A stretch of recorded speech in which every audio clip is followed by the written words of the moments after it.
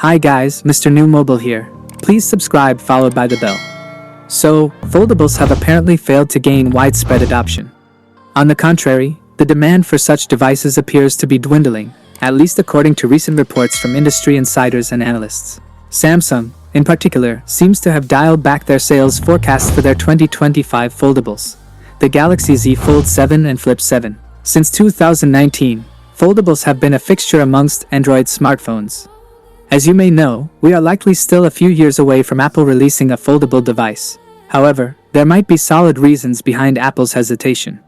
For instance, foldable phones have until now failed to gain widespread adoption, which shouldn't come as a surprise given their high prices.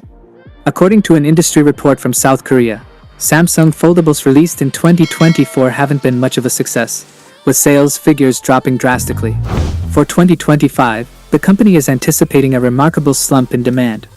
Instead of the 8.2 million target for 2024, the company predicts that only 5 million Samsung foldables will be sold in 2025, more specifically 3 million units of the Galaxy Flip 7 and 2 million units of the Galaxy Z Fold 7, representing an exceptionally sharp decline of around 39%. On the flip side, sales targets for the Galaxy S25 lineup have been raised by 7%, from 35 million to 37.4 million units. These figures haven't taken into account the new Galaxy S25 Slim, expected to sell 3 million units.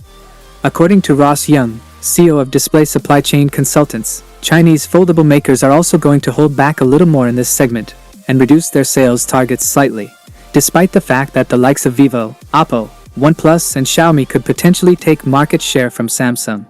That is it guys, without being said, let me know your thought in the comment below, and if you are new here please subscribe, like the video, comment. Thanks for watching, see you on my next video. Peace out.